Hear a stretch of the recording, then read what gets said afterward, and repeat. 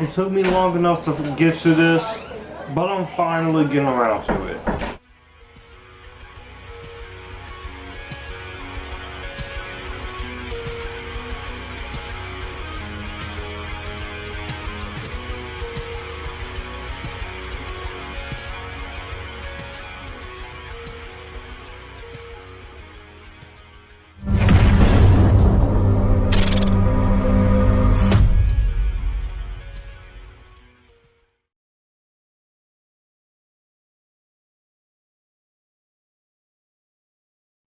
What's going on, guys? It's your boy Joshua, where I talk movies, TV, and music, and welcome to my channel. If you guys like to talk either one of those things through all the stuff I do here on this channel, movie reviews, top 10s, rankings, reactions, and be sure to thank you guys so much for watching. Be sure to please like, comment, and share on this video. Share this video with everyone and get everybody hyped for season 2 of this particular show. Be sure to hit the subscribe button and the notification bell to get notified when the new videos are up, when I post on my community tab or when I go live. I will be going live on October 30th because I will be watching The Invisible Man for his live watch along for the Halloween season, the last few days of October. And otherwise, if you're not subscribe to the channel or you won't get notifications for every single one of those things. So The Mandalorian Season 1 is the newest, first live-action Disney Plus TV series that premiered last November. And this stars Pedro Pascal, Carl Weathers, Gina Carano, Nick Nolte, Ming-Na Wen, and a bunch of other actors. And this takes place in the Star Wars universe in between after the events of Return of the Jedi and before the events of The Force Awakens. And in The Mandalorian Season 1, we follow a lone gunfighter who must make his way through the outer reaches of the galaxy, far from the authority of the New Republic, while also has to go out and find this child, which he has to protect, with the help of his friends Cara Dune and a bunch of allies along the way. So going into The Mandalorian Season 1, when this was coming on last year, I of course was excited, but I was also a little scared because nowadays when you talk about Star Wars, the Star Wars fan base has become heavily, and I mean heavily toxic. You got people who only loves the original 6, you got people who hates the prequels, you have people who hates the sequel trilogy, which I like all three of those trilogies, even the sequel trilogy, despite the fact that it could have been more planned out. But even if George Lucas stayed on for episodes 7 through 9, people would still complain, but I was still willing to give this a chance because it's Star Wars. I'm a casual Star Wars fan. I like all the movies, I like TV shows. The only Star Wars related thing I hate is the Star Wars Holiday Special. That being said, I'm still excited, and then when I saw it, I didn't have Disney Plus when it started out. I waited a few months, but I was able to watch this somehow, and every single episode of this first season, from beginning to end, I was hooked. And the first thing I want to talk about with this is, of course, the Mandalorian character himself, played by Pedro Pascal. Pedro Pascal is one of the best actors working today. Everything he does, he puts 110%. And him as the Mandalorian, I think is great casting. He is a lone gunfighter, bounty hunter, who was born as Din Djarin, but he is sometimes referred to as Mando by the people he meets. And the way he is portrayed is like Clint Eastwood-esque, with advanced combat skills, a questionable moral character. And Pedro Pascal, of course, he's great in the role. There are some times where it is stunt doubles because he was off filming Wonder Woman 1984 while doing this, but he got the character there. I feel like he does a great job in the role as the Mandalorian, and I can't wait to see what he brings season 2. You get a lot of great development, and he doesn't take off his mask, which is the cool best thing about it. And he doesn't really have to say a lot of words, which I have to say that was great, and he does a really good job as well. Also, you do have actors like Carl Weathers, who plays Brief Karga, who is the leader of the bounty hunter guild, who hires the Mandalorians to track a valuable assets, and obviously Carl Weathers is a great actor. Apollo Creed, Predator.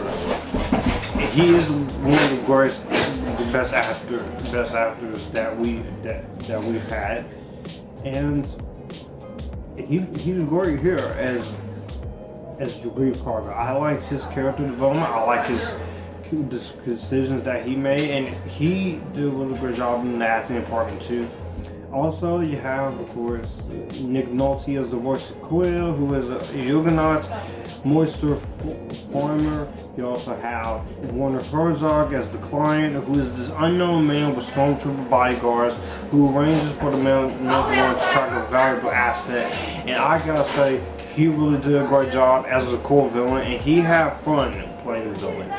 Also, we have to talk about it, because if I don't talk about it, it's not the Mandalorian review without mentioning Gina Carano as Cara Dune.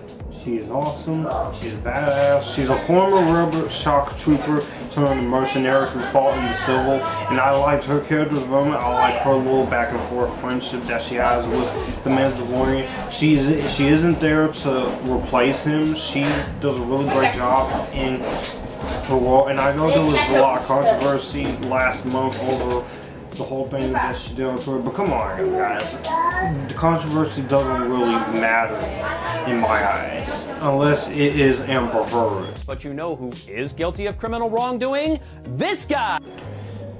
But then I can criticize. But Gina Corrado, she's great as Cara Dune. She's a badass, she holds her own, she doesn't take the show away from them, and plus, Gina Carano, she's hot. So you have that, but she's also a really badass female character. And for those who didn't want to please with Rey or Jyn Erso or Rose Tico or any of the characters in the Star Wars sequel trilogy, you'll be very happy here with Cara Dune.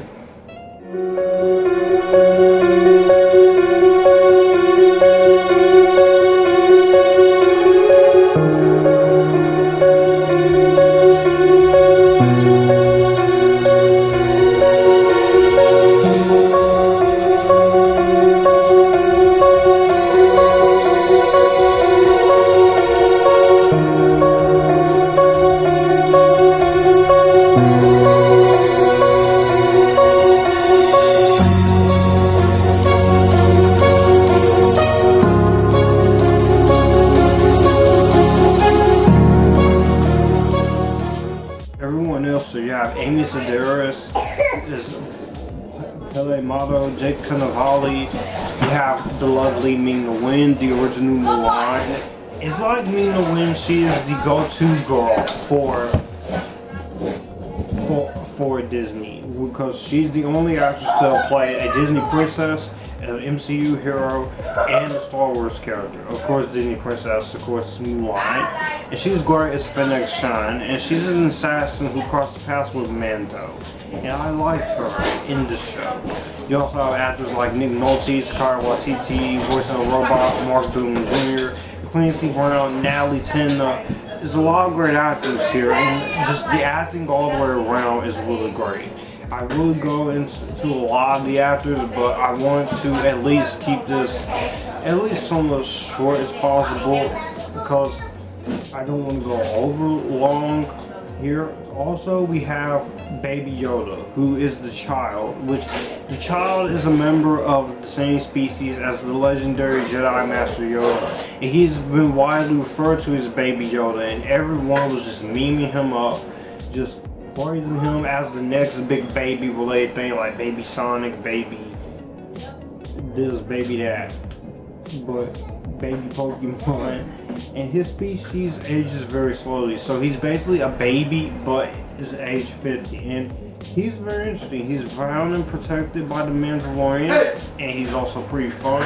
He's also really adorable, and I liked the Baby Yoda. You can see why a lot of people buy Funko Pops and buy t-shirts and buy posters of him. So Baby Yoda, he's a really fun character. You also the guest stars on the show is great as well, like Julia Jones and Matt Lancer, and even a few of the directors making cameos themselves. So all the acting all the way around, especially Baby Yoda. is great. Also, for the entire length of every single episode, which goes 31 to 42 minutes, you feel invested into the world of The Mandalorian. There's never a moment where you really feel like you're not existent and you're not really there. You're not really sleepwalking with him.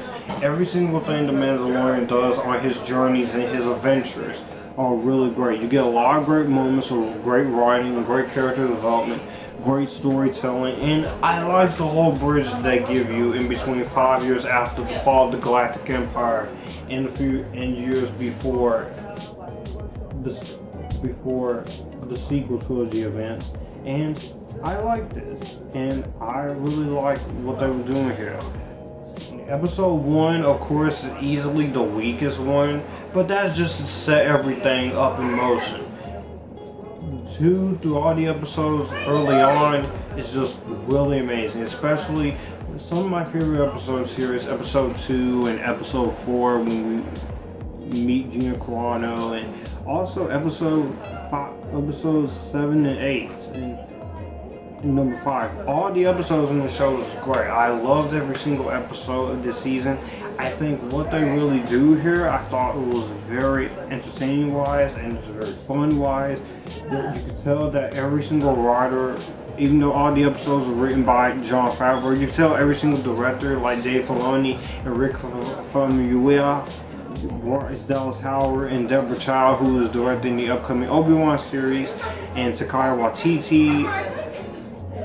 Everyone who directed these episodes were really great, and just direction wise, writing wise, and character development wise, The Mandalorian is some of the best creative character development here that is really great, and I love the development that they give you here. You get to care about Cara Dune and her journey. You get to care about the Mandalorian and his journey. You care about the child. You care about everybody in this first episode, and it is a miracle that we do have this, because if we wouldn't have got this, the entire Star Wars fan base would still be so toxic. So this is like for those people who weren't too happy with the sequel trilogy, and for those people who are fans of the sequel trilogy and who basically said that they have to endure all the suffering that they've had to endure of people just constantly ranting and raving for 6 years and didn't get anything different. It feels nice. It felt good, and it felt cool to have some creative juices to this. Now, easily, of course, we have to talk about technical aspects. Like I said, the direction of writing is great. Every single director is able to make every single episode feel like its own, while also building off of what was the last episode was. And I do very much like all of that when it comes to direction and writing. Also, I like the cinematography style here. The cinematography in this movie, you can see everything that's going on in the action scenes. It's not shaky cam, it's not quick cuts, it's not quick editing. It feels, realistically speaking, feels very inventive and creative, and I love the editing here. I like the editing here in this.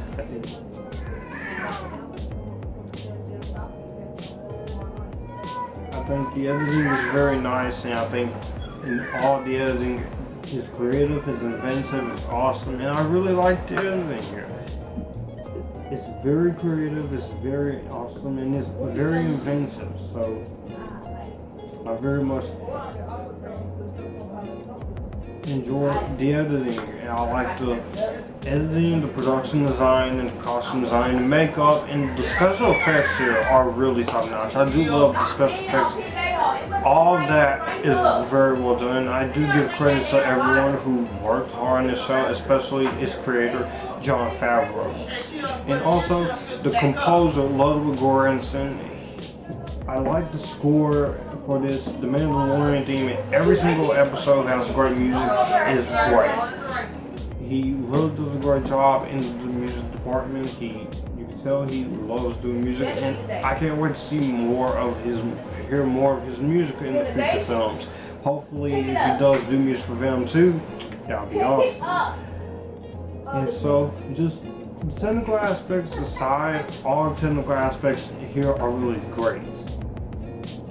If I don't really have too much issues to say, and I'm trying to keep this as quick as possible because there's not much I can elaborate to explain how I feel about it. So, with that being said, all in all, The Mandalorian, this worked for me. It has a great story, it has great episodes that gets you invested from start to finish. The characters are well done, the writing and direction is awesome. I can't wait to see where season 2 is going to go with this, and I hope it doesn't once again split the fan base, or the so-called toxic Star Wars fans who are mainly hostile. And with that being said, I'm going to go ahead and give The Mandalorian Season 1 my Spider-Verse Rainbow Silver proof. Also, great documentary on the making of The Mandalorian. All 8 parts is great. So, if you have Disney Plus, watch the show and then watch the documentary. And with that being said, let me know in the comment section down below what you guys think of The Mandalorian Season 1. Did you like it? Did you hate it? Let me know. All my social media links are in the description box down below. And until then, you guys keep cool and enjoy the Epictasticness.